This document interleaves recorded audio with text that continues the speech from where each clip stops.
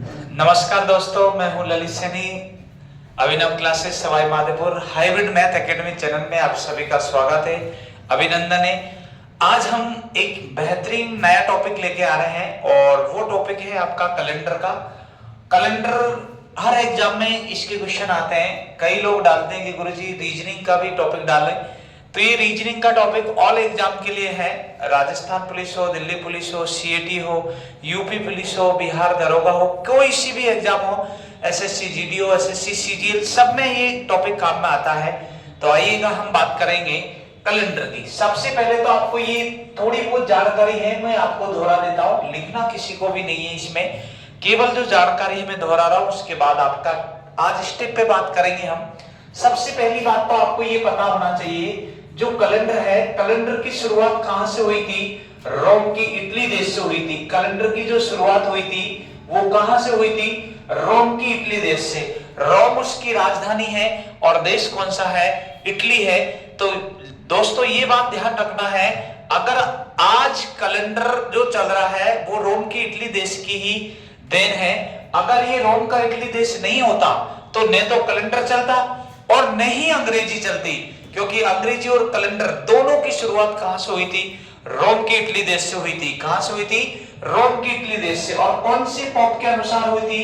14वें pope के अनुसार हुई थी भाई। कौन से पोप के अनुसार हुई थी? 14वें पोप के अनुसार हुई थी। और कब हुई थी कैलेंडर की शुरुआत? 5 अक्टूबर 1582। याद रखना है, कई बार आपसे ये डायरेक्ट ही पूछ लेता है कि कैलेंडर की शुरुआत कब हुई थी, तो याद रखना है आपको 5 अक्टूबर 1582 को हुई थी। कौन से पोप के अनुसार हुई थी? 14वें पोप के अनुसार हुई थी। ये कैलेंडर की शुरुआत करने का कारण क्या था? इसकी जरूरत पड़ी होगी तभी जाके इसका उपयोग किया होगा। तो क्या था भाई? रोम के जो 14वें पोप था उसका एक बेटा था जिसके उसकी संसद में सचिव का पद दे रखा था, और सचिव का पद था, सचिव सेक्रेटरी को बोलते हैं, ध्यान रखना है। तो उसकी क्या हो गई? कार्यकाल के दौरान मृत्यु हो गई उसके बेटे की। कार्यकाल के दौरान क्या हो गई? मृत्यु हो गई। और मृत्यु होने के कारण उनकी संसद को बुलाया गया है। आपातकालीन उस दिन राजकारी छुट्टी कर दी गई है। तो उन्होंने एक डेट फिक्स की थी। क्या डेट फिक्स की थी? 1 जनवरी एडी। 1 जनवरी एडी को सोमवार मानकर कैलेंडर का इतिहास का प्रथम दिन रख दिया था। 1 जनवरी एडी को कौन सा वार मानकर? सोमवार मानकर कैलेंडर का इतिहास का प्रथम दिन रख दिया है। आपसे कई बार, हजारों बार एग्जामों में क्वेश्चन पूछा गया है 010101 को कौन सा वार होगा, तो आपको याद रखना सोमवार ही होगा। 1 जनवरी एडी शाम ध्यान रह जाएगा। 1 जनवरी एडी को कौन सा वार होगा? सोमवार होगा। लेकिन ये याद रखना है कि भारत में जो है ना, भारत में इसकी जो जानकारी चलती है, भारत में जो जानकारी चलती है वो मानता है आईएसओ। आईएसओ इसको क्या बोलते हैं? आईएसओ का पूरा नाम आपको पता होना चाहिए। ये आईएसओ है Indian standard organization. Indian standard organization, भारतीय प्रमाणिक मानक संस्था। भारतीय प्रमाणिक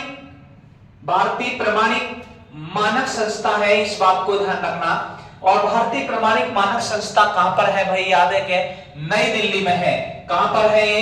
नई दिल्ली में है, इस चीज को ध्यान रखना। और एक होता है इसरो भाभा परमाणु अनुसंधान केंद्र, वो कहां है? बेंगलोर में है, इस बात को ध्यान रखना। आईएसओ भारतीय प्रमाणिक मानक संस्था के अनुसार सप्ताह का प्रथम दिन कौन सा होगा है? कौन सा होगा सप्ताह का प्रथम दिन भाई? सप्ताह का प्रथम दिन कौन सा ही होगा? सोमवार ही होगा। इसके अनुसार इस बात को ध्यान रखना। आईएसओ का अनुसार सप्ताह का प्रथम दिन कौन सा होगा? सोमवार होगा। भारत इंडियन स्टैंडर्ड ऑर्गेनाइजेशन, इसको बोलते हैं भारतीय प्रमाणिक मानक संस्था, नई दिल्ली में है। इंडियन स्टैंडर्ड ऑर्गेनाइजेशन ये कहां है? ये भाई नई दिल्ली में है, इस चीज को ध्यान रखना है। आईएसओ, ठीक है ना भाई? आईएसओ का नाम पूरा क्या नाम है? इंडियन स्टैंडर्ड ऑर्गेनाइजेशन, भारतीय प्रमाणिक मानक संस्था, नई दिल्ली में है, इस चीज को ध्यान रखना। और एक होता है इसरो भाभा परमाणु अनुसंधान केंद्र, वो कहां है? बेंगलोर में है, इस चीज को ध्यान रखना है। लेकिन जब ये कैलेंडर की शुरुआत करी थी, जब कैलेंडर पता है कि पूरा जो कैलेंडर है वो पूरा कैलेंडर पूरे विश्व में 32 प्रकार के कैलेंडर चलते हैं। कितने प्रकार के चलते हैं? 32 प्रकार के कैलेंडर चलते हैं। लेकिन जो अपने यहाँ जो चलता है वो ग्रीगोरियन कैलेंडर है। कौन सा कैलेंडर है? ग्रीगोरियन। वहां का एक इतिहासकार था जिसका नाम है ग्रीगरी। कौन नाम है? ग्रीगरी। कैलेंडर पहले 13 महीनों में था भाई, ध्यान रखना। वो 13 महीनों को कितने महीने में ले आया? 12 महीने में लेके आया। और 12 महीने में लाने के बाद में उस कैलेंडर को वो लेके रोम की 14वें पोप के पास चला और जाके उन्होंने बताया कि सर ये कैलेंडर देखिएगा, अगर सही है तो अपने देश में लागू किया जाए। तो उन्होंने कैलेंडर को देखा और कैलेंडर सही था, तो उन्होंने कहा कि अपने देश में तो लागू किया जाए। और उस कैलेंडर को पूरी दुनिया ने देखा था कि सबसे सटीक और सही भाषा इस कैलेंडर की है, इसीलिए जाकर उस कैलेंडर का नाम आपका पूछ लिया जाए कि विश्वव्यापी कैलेंडर। ध्यान रखना है, विश्वव्यापी कैलेंडर किसे माना गया है? विश्वव्यापी जो कैलेंडर होता है, विश्वव्यापी कैलेंडर किसे माना गया है? ग्रीगोरियन कैलेंडर को माना गया है। किसे माना गया है? ग्रीगोरियन कैलेंडर। अब उसके बाद में भारत में आता है राष्ट्रीय पंचांग। कौन सा पंचांग आता है? राष्ट्रीय पंचांग। अब आपको यह पता होना चाहिए कि भारत में राष्ट्रीय जो पंचांग होता है वो राष्ट्रीय पंचांग कौन सा होता है? शक संवत होता है। कौन सा होता है? शक संवत। और शक संवत की शुरुआत किसके शासन काल में हुई थी?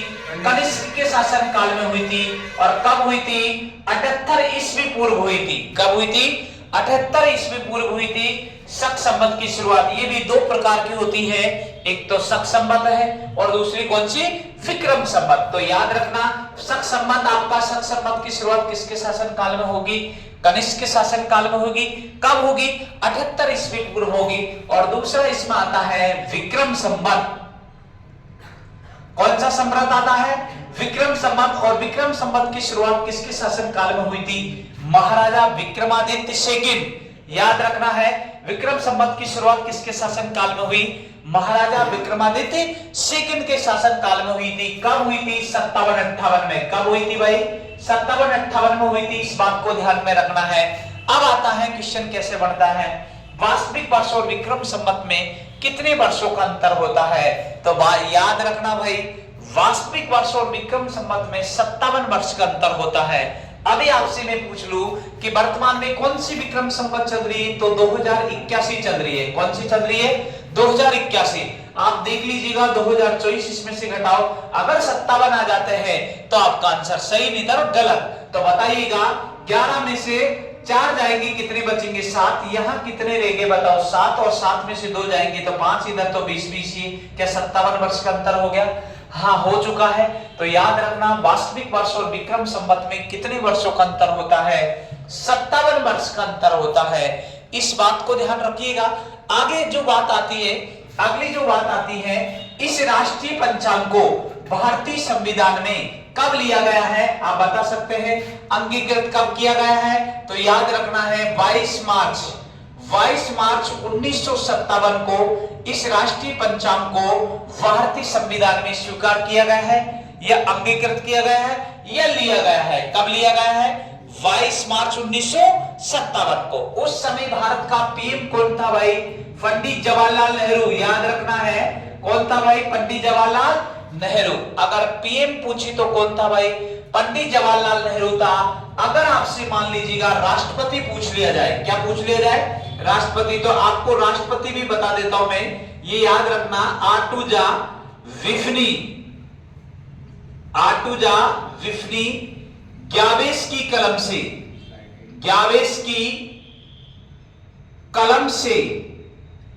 प्रतिभा मुख में राम। आर्टुजा विफ्नी ग्यावेस की कलम से प्रतिभा मुख में राम 2। ये आज तक के पूरे राष्ट्रपति हो गए हैं। और इस चीज को ध्यान रखना, इस कैलेंडर के इतिहास के साथ साथ आपको राष्ट्रपतियों का क्रम भी पता चल जाएगा। इन चीज को ध्यान रखना। आर्टुजा विफ्नी ग्यावेस की कलम से प्रतिभा मुख में राम 2। आर नाम के 2 थे भाई। आर नाम के कितने थे? 2 थे। पहला आपका देखो, R1 जो है वो राजेंद्र प्रसाद है भाई। R1 जो है वो कौन है भाई? राजेंद्र प्रसाद है। दूसरा जो है आपका R2 है ना, तो वो है राधा कृष्णन। राजेंद्र प्रसाद भारत का सबसे अधिकतम कार्यकाल का राष्ट्रपति रहा था। और दूसरा आता है राधा कृष्णन सर्वपल्ली। जो राधा कृष्णन सर्वपल्ली था वो कौन था भाई? उपराष्ट्रपति से राष्ट्रपति का चुनाव जीता था वो कौन था भाई? राधा कृष्णन सर्वपल्ली। जो शिक्षक होते हुए भी, याद रखना, शिक्षक था और वो भारत का पहले उपराष्ट्रपति का चुनाव लड़ा था, उपराष्ट्रपति बन गया था, उसके बाद में उपराष्ट्रपति से क्या बना था? राष्ट्रपति बना है, वो राजेंद्र प्रसाद है। उसके बाद में आता है जाकिर हुसैन अली, भारत का प्रथम मुस्लिम राष्ट्रपति जिसकी पद पे रहते क्या हो गई? मृत्यु हो गई। उसके बाद में आपका आता है बीबी गिरी। उसके बाद में आता है फखरुद्दीन अहमद अली। उसके बाद आता नीलम संजीव रेड्डी। उसके बाद आता ज्ञानी जैल सिंह। उसके बाद आता वे वेंकट रमन रामास्वामी। उसके बाद आता श्री शंकर दयाल शर्मा। उसके बाद आता के.आर. नारायण। उसके बाद आता है APJ Abdul Kalam, missile man, वैज्ञानिक, राष्ट्रपति। राष्ट्रपतियों का राष्ट्रपति कहा जाता है, इसको ध्यान रखना है। उसके बाद में आता है प्रतिभा देवी सिंह पाटिल, भारत की प्रथम महिला राष्ट्रपति और राजस्थान की प्रथम महिला राज्यपाल, यही थी, इस बात को ध्यान रखना। उसके बाद आता है प्रणब मुखर्जी और उसके बाद में मुख में कौन बैठा है? राम। मुख में कौन बैठा है? राम और रामनाथ कोविंद। और उसके बाद में रामनाथ कोविंद के बाद में कौन है? दो, द्रौपदी मुर्मू, भारत की पहली महिला आदिवासी महिला राष्ट्रपति कौन थी? द्रौपदी मुर्मू। और ये उड़ीसा से है, मयूरभंज उड़ीसा में है, ध्यान रखना, वहां से है। तो ये जानकारी आपको याद रखना। लेकिन याद रखना, जब इसे भारतीय संविधान में स्वीकार किया गया था उस समय भारत का पीएम कौन था? पंडित जवाहरलाल नेहरू। और राष्ट्रपति पूछे तो कौन था? राजेंद्र प्रसाद। मैंने ये पूरे राष्ट्रपति आज तक के आपको बता दिए थे। उसके बाद में आपको मैंने बताया था कि वर्ष दो प्रकार की होती है। एक तो आपकी आती है साधारण वर्ष, और साधारण वर्ष का दूसरा नाम है सौर वर्ष। साधारण वर्ष का दूसरा नाम कौन सा है भाई? सौर वर्ष होता है, इस चीज को ध्यान रखना। ये साधारण वर्ष का दूसरा नाम है। साधारण वर्ष का दूसरा नाम कौन सा है? सौर वर्ष है। और एक सौर वर्ष में कितने दिन होते हैं? 365 सही 1/4 दिन होता है। एक साधारण वर्ष में 365 सही कितना दिन होता है? 1/4 दिन होता है। ये 1/4 का क्या मतलब है, इस चीज को मैं बता देता हूं, देख लीजिएगा। इस चीज को मैं बिठा रहा हूं आगे ऊपर, ये जानकारी है, केवल आपको जानकारी ध्यान रखना है। 365 से 1/4 दिन किसमें होता है? ये साधारण वर्ष में होता है, इस चीज को ध्यान रखना है। तो आपको एक बात ध्यान रखें, एक साधारण वर्ष में इसका दूसरा नाम क्या बोलेंगे? सौर वर्ष। 365 से 1/4। लेकिन हम क्या करते हैं, ये 1/4 को छोड़ देते हैं। 1/4 जैसे ही छोड़ा पहली साल, अगली साल भी 1/4 छोड़ दिया, और अगली साल भी 1/4, और अगली साल भी 1/4। ये 4 साल में जाकर एक दिन का निर्माण कर देती है। 4 साल में कितने दिन का निर्माण कर देती? एक दिन का निर्माण कर देती है। इसीलिए इस बात को ध्यान रखना है, हर 4 साल बाद में किसका निर्माण हो जाता है? लीप वर्ष का। किसका हो जाता है? लीप वर्ष का हो जाता है। इस बात को ध्यान रखना, हर 4 साल में। तो इसीलिए वर्ष में अगर लीप वर्ष और साधारण वर्ष जांचते हैं तो पीछे के 2 अंकों में किसका भाग देते हैं? 4 का। 4 का भाग देने का कारण यह है कि 4 का भाग क्यों देते हैं? क्योंकि हर 4 साल बाद में किसका निर्माण होता है? लीप वर्ष का। किसका होता है? लीप वर्ष का। इसीलिए आपको याद रखना, एक लीप वर्ष का दूसरा नाम क्या है? अधिवर्ष। कौन सी वर्ष है? अधिवर्ष। और एक लीप वर्ष में कितने दिन होते हैं? 366 दिन होते हैं। एक लीप वर्ष में कितने दिन होते हैं? 366 दिन होते हैं। साधारण वर्ष में कितने दिन होते हैं? 365 से 1/4 दिन होता है। लेकिन आपसे कई बार ये पूछ लिया जाता है कि भाई एक साधारण वर्ष में विषम दिनों की संख्या कितनी होगी? एक साधारण वर्ष में अगर आपको विषम दिनों की संख्या पूछा जाए, एक साधारण वर्ष में अगर विषम दिनों की संख्या पूछी जाए तो कितनी होती, बता सकते हैं आप? एक साधारण वर्ष में विषम दिनों की संख्या होती है, 1 होती है। इस बात को ध्यान रखना। कैसे? क्योंकि 365 दिन ही मानते हैं, और 365 में किसका भाग देंगे? 7 का। तो ये कैसे निकलता है? कुल दिनों में 7 का भाग देने पर, किसमें बताओ? कुल दिनों में 7 का भाग देने पर जो शेषफल बचेगा वो कौन से दिन कहलाएंगे? विषम दिन कहलाते हैं। इस बात को ध्यान रखना है। तो बताओ 365 में भाग दे दीजिएगा। बोलो 7 पंजों 35, 7 पंजों 35 बचा 1, 7 दूनी 14, शेष कितना बच गया बताओ? 1 बच गया है। इस बात को ध्यान रखना। तो आपको क्या पूछा जाएगा कि एक साधारण वर्ष में विषम दिनों की संख्या कितनी होती है? तो 1 होती है। विषम दिन क्या होता है? अतिरिक्त दिन, मतलब 7 का भाग देने के बाद जो शेष बचता है वो कौन से दिन कहलाते हैं? अतिरिक्त दिन कहलाते हैं या विषम दिन कहलाते हैं। इस बात को यहां तक समझ में आ गया होगा। और आपसे पूछे एक साधारण वर्ष में कितने सप्ताह और कितने दिन होते हैं? तो 52 सप्ताह और 1 दिन होते हैं। इसीलिए साधारण वर्ष जिस दिन प्रारंभ होती है उसी दिन खत्म होती है। क्यों? इस एक के कारण। किसके कारण? इस एक के कारण साधारण वर्ष जिस दिन प्रारंभ होती है उसी दिन खत्म होती है। जैसे मैंने आपसे कह दिया 1 जनवरी 2013 को सोमवार हो, 1 जनवरी 2013 को कौन सा वार हो? सोमवार हो। तो आपसे पूछ लिया जाएगा कि जैसे मान लीजिएगा 31 दिसंबर 2013 को कौन सा वार होगा? तो आप बताएंगे सोमवार ही होगा। क्यों? साधारण वर्ष जिस दिन प्रारंभ होती है उसी दिन खत्म होती है। ये चीज अभी मैं सिद्ध करके बताऊंगा, अभी केवल जानकारी है। तो याद रखना है, साधारण वर्ष जिस दिन प्रारंभ होती है उसी दिन क्या होती है? खत्म होती है।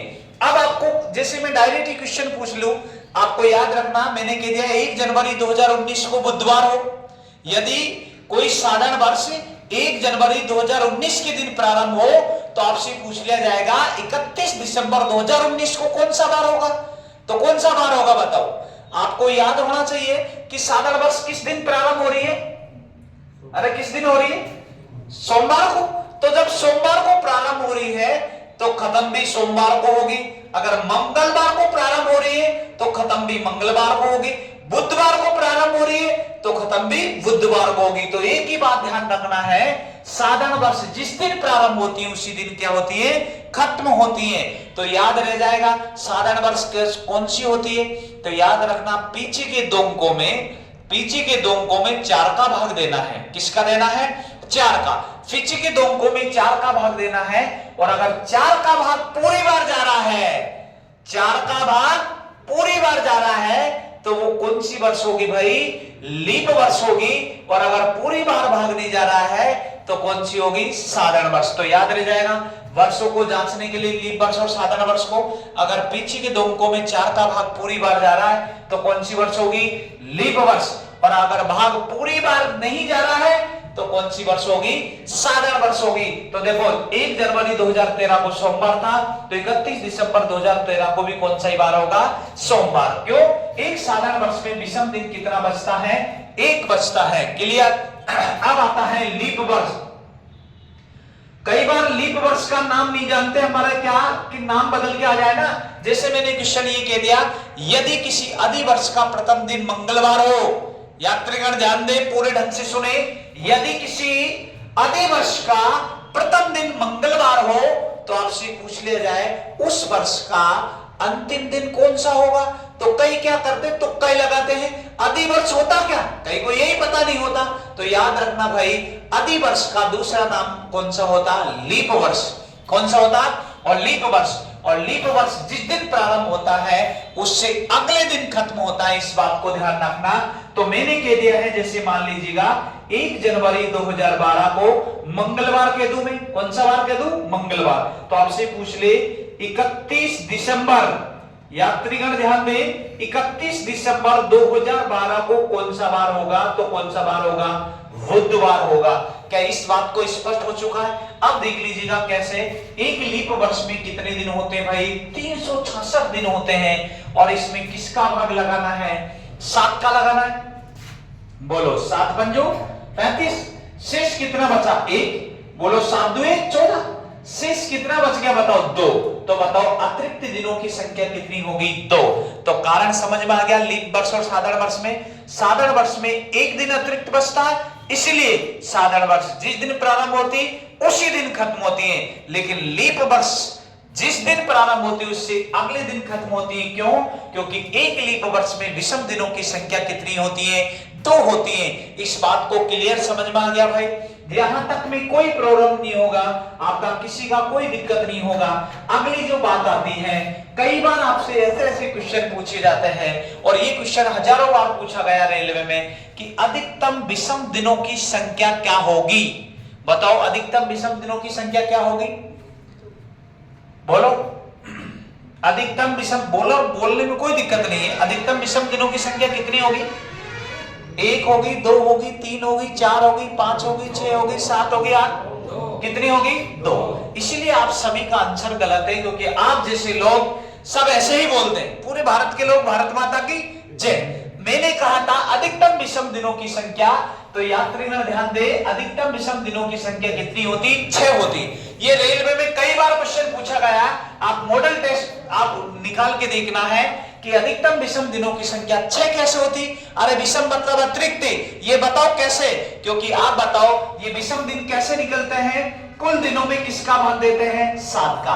अब तुम सोचो यार, जब किसी संख्या में 7 का भाग देंगे, ध्यान से सुन लीजिएगा, अगर किसी संख्या में जब 7 का भाग देते हैं तो ज्यादा से ज्यादा शेष कितना बच सकता है? बताओ। अरे ज्यादा से ज्यादा शेष कितना बच सकता है? 6। इसलिए अधिकतम विषम दिनों की संख्या कितनी होती? 6।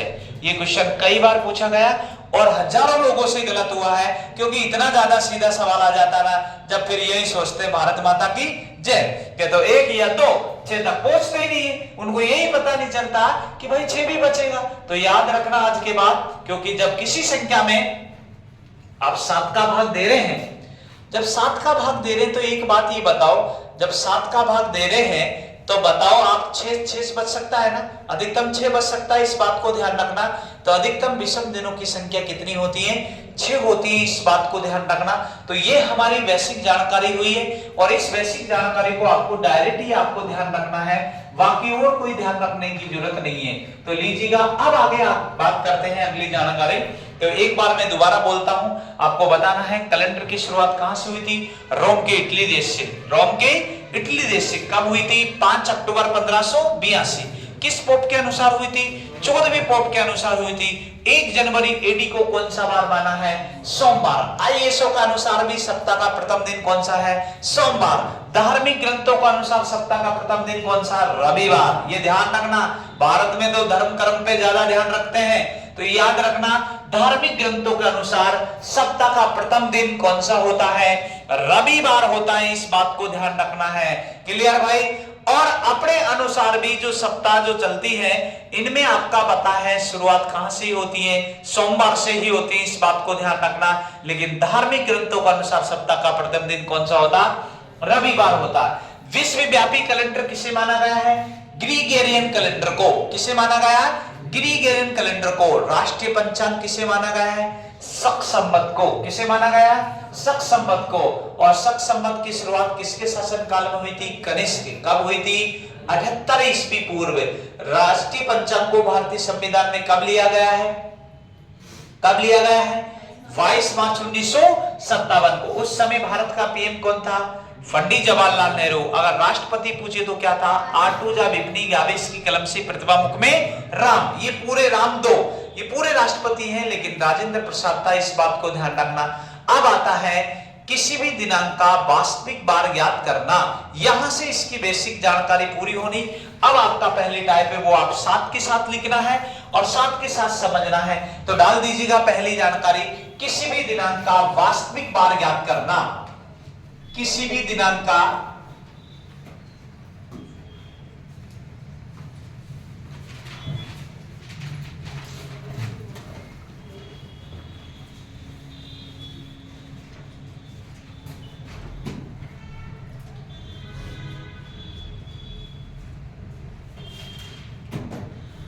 किसी भी दिनांक का वास्तविक बार ज्ञात करना।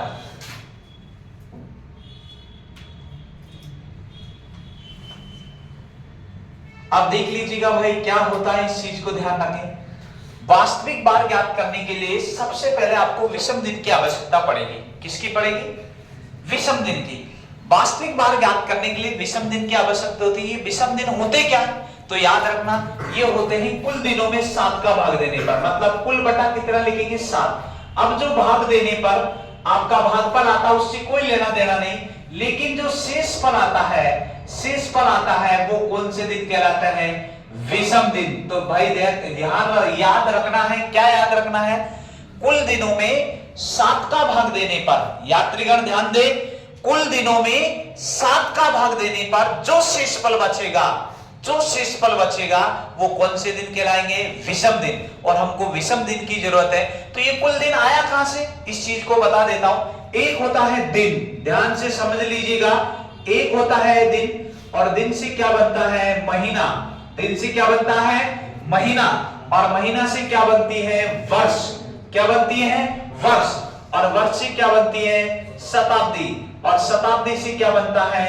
लीप। और बटा कितना होता है? 7। तो ये आपका टोटल, ये जो आपका आएगा वो कौन से दिन कहलाएंगे? कुल दिन।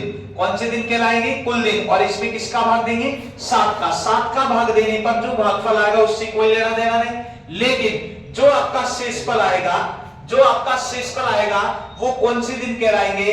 विषम दिन। कौन से दिन कहलाएंगे? विषम दिन। तो इस बात को क्लियर समझ में आ गया? तो याद रखना, कुल दिनों में 7 का भाग देने पर जो शेषफल बचेगा वो कौन से दिन कहलाएंगे? विषम दिन। तो सुनिएगा एक बात, दिन से क्या बनता है? महीना। दिन से क्या बनता है? महीना से क्या बनती है? वर्ष। और वर्ष से क्या बनती है? और शताब्दी से क्या बनता है? लीप। और बटा कितना होता है? 7। तो इन सबको मैंने जोड़ा, जोड़ने पर कितने दिन हुए?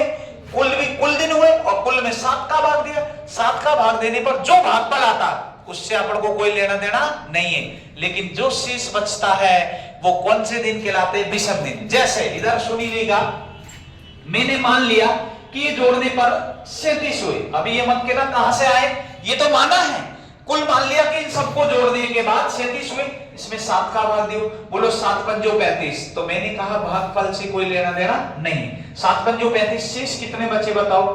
2 बचे हैं, और ये 2 जो होंगे वो कौन से दिन कहलाएंगे? विषम दिन। और हमको इसी की ही जरूरत पड़ेगी और किसी की जरूरत नहीं पड़ेगी। तो याद रह जाएगा, कुल दिनों में किसका भाग देंगे? 7 का। किसका देंगे? 7 का। कुल दिनों में 7 का भाग देने पर जो शेषफल बचेगा, वो शेषफल बचेगा वो कौन से दिन कहलाएंगे? विषम दिन। लेकिन याद रखिए, इसको मैं इंग्लिश शब्द में बदल देते हैं याद रखने के लिए। इसको बोलते हैं डी। क्या बोलते हैं भाई? डी। इसको बोलते हैं एम, इसको बोलते हैं वाई, और इसको बोलते हैं सी, और इसको बोलते हैं एल। तो D M by C L बटा कितना करेंगे? 7। और 7 करने के बाद में टोटल हो गया। तो ये इसको देखो, इतना बड़ा याद नहीं रहता, इसलिए आपको याद रखेंगे D M by C L. D का अभिप्राय किससे होता है? दिन से होता है, एम का महीने से होता है, वाई का वर्ष से होता है, सी का शताब्दी से होता है, और एल का किससे होता है? लीप से। तो याद रह जाएगा D M by C L, D M by C L. तो दिन, महीना, वर्ष, शताब्दी और लीप। कई कई इसको कैसे याद रखते हैं? तमाशा वाला के नाम से। किसके नाम से? तमाशा वाला। ता का मतलब तारीख, मे का मतलब महीना, बे का मतलब वर्ष, और ले का मतलब लीप। हो गया ना तमाशा वाला? तो ये याद रखना है। तो ये याद रखने का तरीका है तमाशा वाला। तो ये तमाशा वाला नहीं, यहाँ पे मदरित खेल थोड़ी दिखा रहा है। तो इस चीज को आपको ध्यान में रखना है। केवल आपको याद रखना D M by C L. एक बार इसको उतार लीजिएगा फटाक से, ऐसे कैसे, इस चीज को ध्यान रखना है। और देखिए, इतनी जो जानकारी YouTube के इतिहास में कोई नहीं देता, इस बात को ध्यान रखना। डायरेक्ट टॉपिक पढ़ाता है, लेकिन हम आपको इसलिए दे रहे हैं क्योंकि ये चीज आपकी आगे भी काम आती रहे। और जब भी आप पढ़ते हैं तो साथ के साथ आप नोट बुक बनाते रहें। लाइफ में आपको कभी बिना आपको कहीं पढ़ने की जरूरत नहीं पड़नी, केवल आपका ऑनलाइन से भी काम चल जाएगा एक बार देखने के बाद। बाकी क्योंकि ये सब चीज जो आपको दे रहे हैं वो पूरी ऑफलाइन क्लास की जो क्लास में लगती है ना, उसी से आपका लाइव क्लास दे रहे हैं। तो अच्छे से पढ़ना। कोई चीज समझ में नहीं आ रहा हो तो आप डायरेक्ट इसमें आप मैसेज करना है और कमेंट करना है। अच्छे कमेंट और लाइक जरूर करें और शेयर करें, क्योंकि आप जैसे लोगों का ही साथ रहेगा तभी जान पार पड़ेगी, अन्यथा ऐसे पार नहीं पड़ने वाले। क्योंकि आपसे कोई हम पैसे तो ले ही नहीं रहे, केवल आपका लाइक और कमेंट और शेयर। और अगर आपको अच्छा लगे वीडियो देखने के बाद तो सब्सक्राइब जरूर कर देना। पहले पूरी वीडियो देखिएगा, अगर समझ में आए तो आपको सब्सक्राइब करना, अन्यथा नहीं करना, कोई दिक्कत नहीं, कोई जबरदस्ती नहीं। अगर आपका दिल पिघल जाए कि यार वास्तव में कोई चीज कॉन्सेप्ट मिल रही है आपको फ्री में, तो आप लाइक और सब्सक्राइब जरूर करना, लेकिन पहले पूरी वीडियो देखना, ठीक है ना भाई। अगला देख लीजिएगा, यहां तक उतार लिया आपने, उतार लिया ये, तो देख लीजिएगा अगली जो बात करते हैं उस पे बात करते हैं। तो याद रखना है, तो बताओ कुल दिनों में 7 का भाग देने के बाद जो शेषफल बचता है वो कौन से दिन कहलाएंगे बताओ? विषम दिन। कौन से दिन कहलाएंगे? विषम दिन। तो याद रह जाएगा, विषम दिनों के लिए आपको याद कैसे रखना, DM/CL बटा कितना करना है? 7। DM/CL बटा कितना करना? 7। उसके बाद में ये आता है, ध्यान रखना, महीनों के कोड साधारण वर्ष में अलग होते हैं और लीप वर्ष में अलग होते हैं। साधारण वर्ष में महीनों के कोड अलग होंगे और लीप वर्ष में महीनों के कोड क्या होंगे? अलग होंगे। तो मैं जो बात कर रहा हूं सबसे पहले साधारण वर्ष में महीनों के कोड की याद कर रहा हूं। ये कोड आपको याद होंगे तभी अन्यथा कर सकते हैं सवालों को, अन्यथा आप सवालों को नहीं कर सकते, इस बात को ध्यान रखना है। और भाई इस चीज को याद करना ही है। जैसे ये मोबाइल नंबर है और मोबाइल नंबर है 144 025 036 146, ये आपका मोबाइल नंबर है। और 10 नंबर का मोबाइल नंबर है, ये 12 नंबर 10 नंबर जो भी है, ये 12 नंबर का, क्योंकि 10 नंबर का मोबाइल नंबर होता, लेकिन ये अलग स्पेशल मोबाइल नंबर है, ये याद रखना है, जिससे पूरा कैलेंडर आपका हो जाएगा। और आज के इसके अलावा लिखाने की जरूरत नहीं पड़नी, फिर आपका कैलेंडर डायरेक्ट बिना पेन उठाए आप करेंगे। तो ये मोबाइल नंबर याद होना चाहिए 144 025